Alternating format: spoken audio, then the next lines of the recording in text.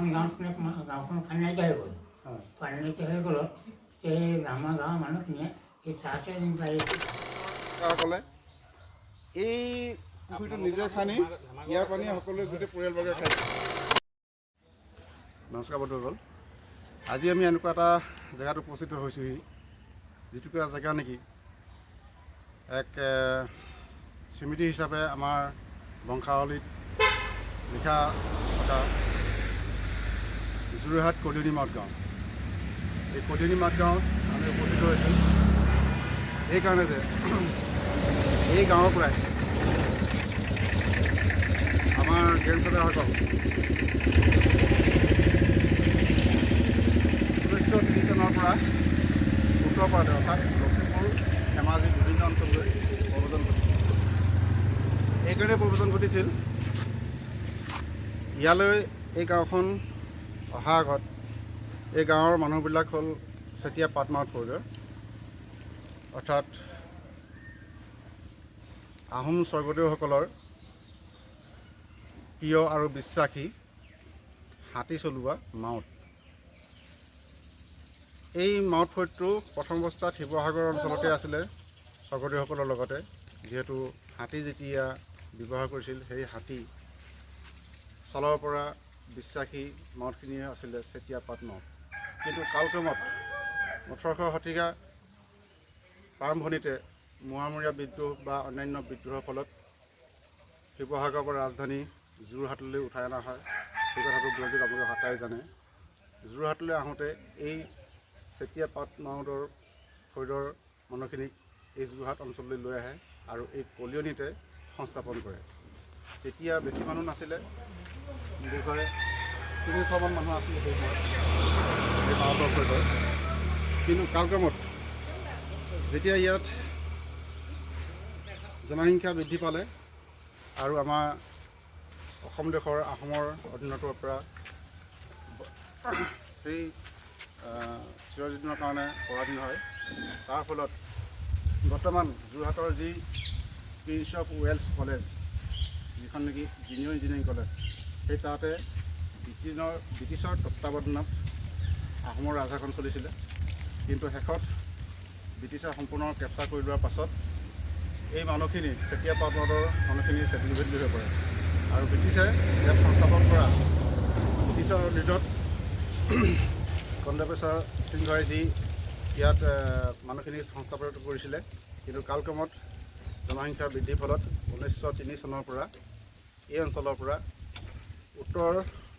ব্ৰহ্মপুত্ৰ উত্তৰ দিশে গতি কৰে আৰু আমি সেই গ্ৰেণ্ডফাদাৰসকলৰ গাঁওখন চাবলৈ আহিলোঁ আৰু এই অঞ্চলত কি কি বিষয়বস্তু আছে আপোনালোকক দেখাবলৈ বা জনাবলৈ চেষ্টা কৰিম। আৰু চাই থাকিব মাইটি ব্লগ CNK অসম, কি ক'ত কিয় বিখ্যাত, পুৰণি নাম নতুন চিনাকি। আজি এই নতুন চিনাকি শিতানত আপোনালোকে নতুনত্ব নাপালেও অতীতক যোৱা সেই পাহৰি অতীতক নাযাব পাহৰি সেই কথাখিনি আমাৰ সময়ে উলমিয়ে থাকে। গতিকে চাই থাকিব মাইটি ব্লগ CNK অসম। ধন্যবাদ। বলক বন্ধুসকল, এয়া আমি আমাৰ বংশ পৰিয়াল বিচাৰি এই গাঁওসমূহৰ ভিতৰত সোমাইছোঁ।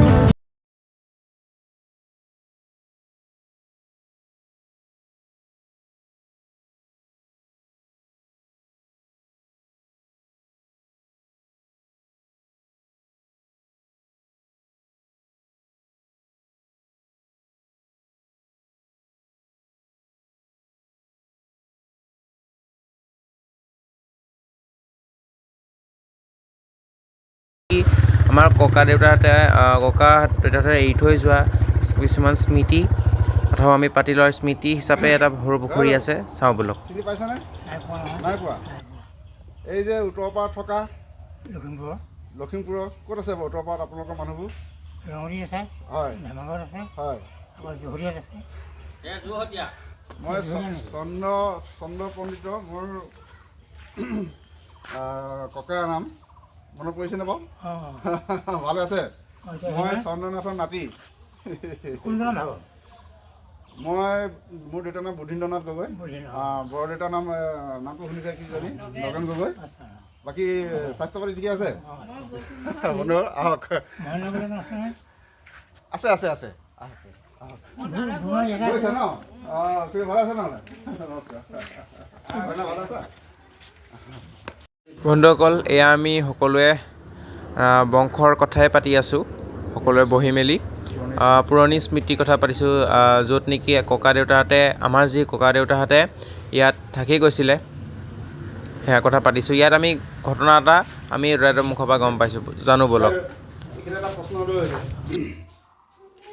আমাৰ স্বৰ্ণনাথ ককাৰ দেউতাকহঁতৰ নাম আছিলে পুৱাৰাম, নহয় নহয়? গতিকে আপুনি যে ক'লে পুখুৰীটোৰ নাম ভেকুলা পুখুৰী, কথাটো কি হ'ল কওকচোন? তেওঁলোকৰ নামটোতো ভেকুলা নাছিলে। আমি নাজানো নহয়, এতিয়া ভেকুলা বুলিহে জানিছিলোঁ। কি কাৰণে ভেকুলা পুখুৰীটোৰ নাম হ'ল কওকচোন? ভেকুলা পুখুৰী বুলি কোৱা শুনো আৰু এই ঘটনাটো কওক। ভেকুলা যে পুখুৰী খান্দিছিলে, পুখুৰী খান্দি বোলে খাবলৈ পানী লৈছিলে, উলিয়াইছিলে। তাৰপৰা তাৰ পানী ভেকুলা পুখুৰীয়ে জানো গাঁওখনত যে পানীৰ সৰ্দাৰ যে হৈছিলে, সেইটো পানী এবাৰ আহিছিলে, সেইটো পিছৰ কথাহে। কওকচোন বাৰু ঘটনাটো। পহিলা যেতিয়া এইটো মানে ভেকুলা পুখুৰী নাম জ্বলি আছিলে, এতিয়া এখন গাঁওখন পানী নাইকিয়া হৈ গ'ল। পানী নাইকিয়া হৈ গ'লত সেই আমাৰ গাঁৱৰ মানুহখিনিয়ে সেই তাতে এইটো পানী খাইছিলে। গোটেই এলেকাৰ মানুহে পানী খাইছিলে। আমাৰতো এই গাঁৱৰ মানুহখিনিয়ে গোটেই পানী এই অঞ্চলত মানে পানী সৰ্দাৰ হৈছিলে। পানী সদা হৈ গৈছিলে। কিন্তু এই পুখুৰীটো কিন্তু পানী খান্দিলে ওলাই থাকে, পানী ওলাই থাকে। সেই পানী সকলো খাইছিলে। আচ্ছা আচ্ছা। তাৰমানে এই পুখুৰীটোৰ মহত্বটো এইটোৱে যে এই গোটেই এলেকাত যেতিয়া পানী নাইকিয়া হৈ গৈছিলে, পানীৰ কাৰণে মানুহ হতাল হৈ গৈছিলে, এই পুখুৰীটো যেতিয়া পানী খাইছিলে গোটেই প্ৰাণীখিনি প্ৰাণ বচালে। গতিকতে সেইখিনি চাবলৈ গ'লে আপোনাৰ তাৎপৰ্যপূৰ্ণই বুলি ক'ব পাৰি। মহত্ব আছে। তেওঁলোকে যে আচলতে ইমান শ্ৰম দি যে পুখুৰীটো খান্দিলে, খন্দাৰ পাছত হয়তো তেওঁলোকৰ আমি যে কওঁ মানুহ মৰিলেও যে মানুহ ঢুকালেও যে আমাৰ লগতে যে থাকে, হয়তো তেওঁলোকৰ আশীৰ্বাদতে তেওঁলোকে শ্ৰম দি যে পুখুৰীটোৰ পানী যে লাগে মানুহখিনি পিছৰ প্ৰজন্মই যে সেই পানী সেৱন কৰি যে প্ৰাণটো বচাব লাগে, সেই কথাবোৰ উপলব্ধি কৰি হয়তো তেওঁলোকে আমাক জন্ম দিলে, অৰ্থাৎ আশীৰ্বাদ দিলে, হয়নে? তেখেতৰ নামটো এতিয়াও ওলাই আছে। হয়।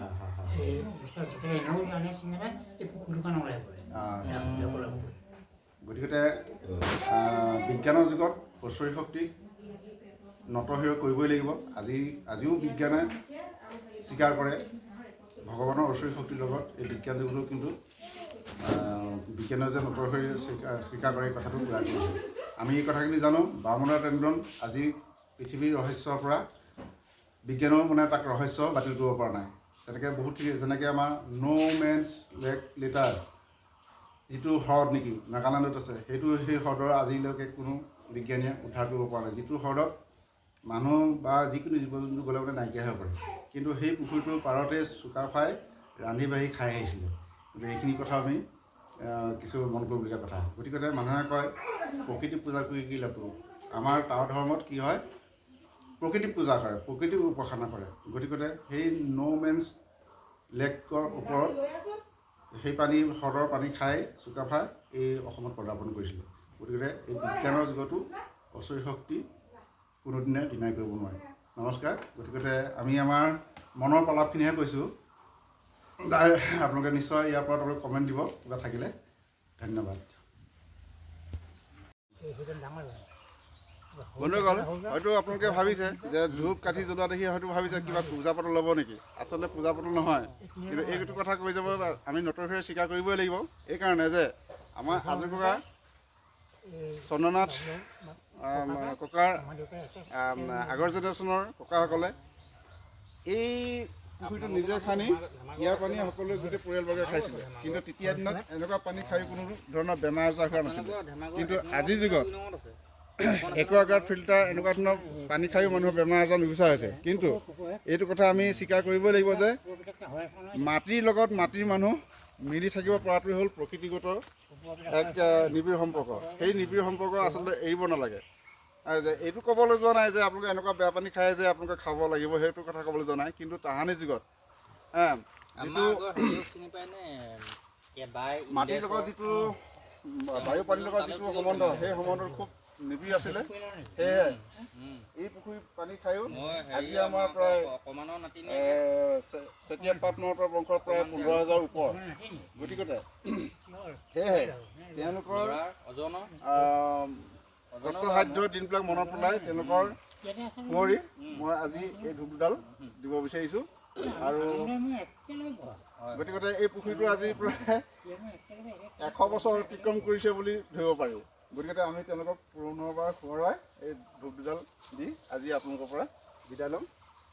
আৰু আমাৰ বৰ্তমান এই গাঁওখনত কিমান হেৰি হ'ল মানে মানুহ হ'ল? বহুত হ'ল ন? আৰু এইটো কথা স্বীকাৰ কৰিব লাগিব যে আজি আমি যান্ত্ৰিকতাৰ যুগত যান্ত্ৰিকতাৰ লুইত পাৰ হৈছোঁ, মাজুলী পাৰ হৈছোঁ, বহুত কষ্টৰে পাইছোঁহি। কিন্তু তেওঁলোকৰ যিখিনি কষ্টখিনিবিলাক চালে আমাৰ সেই একো কষ্টই হোৱা নাই। কাৰণ তেতিয়া যুগতো কোনো যান্ত্ৰিকতা নাছিলে, মটৰ বাইকৰ ব্যৱস্থা নাছিলে। মাজুলীখন ব্ৰহ্মপুত্ৰ সুঁতি কেনেকৈ পাৰ হৈছিলে, হাতনাৱদীয়ে পাৰ হৈছিলে, মাজুলীখন হয়তো খোজকাঢ়িয়ে পাৰ হৈছিলে। আকৌ মাজুলী খোজকাঢ়ি পাৰ হোৱাৰ পাছত আকৌ ইফালে আপোনাৰ লুইত হেৰি আপোনাৰ সোৱণশিৰি পাৰ হ'বলগীয়া হৈছিলে। গতিকে ইমানখিনি বিষয়বস্তু লৈ অকল যাওঁতে খালী হাতে যোৱা নাছিলে, নিজৰ খেতি কৰা সঁজুলিখিনি নিছিলে। সেইখিনি ইমান ভাৰ সহ্য কৰি উত্তৰৰ পৰা চিতাপি লৈ আমাক এটা মানুহ হিচাপে আমাক প্ৰতিষ্ঠিত কৰাৰ লাগে। গতিকে তেওঁলোকৰ সেই কষ্টখিনি আমি স্বীকাৰ কৰিব লাগিব। গতিকে মই মোৰ মনৰ ধাৰণাখিনিহে আপোনালোকক ক'বলৈ বিচাৰিছোঁ। গতিকে আপোনালোকৰ মতামত থাকিবলৈ কমেণ্ট বক্সত দিব বুলি আশা ৰাখিছোঁ। আৰু আজি আমি ভিডিঅ'টো এইখিনিতে সমাপ্ত কৰি বলক আৰু নেক্সট আমাৰ ইয়াত কি আছে অলপ চাই যাবলৈ, অতি কম সময়ৰ ভিতৰত চাই যাম বুলি আপোনালোকক দেখাই যাম বুলি কথা দিছোঁ। নমস্কাৰ, ৰং বাই।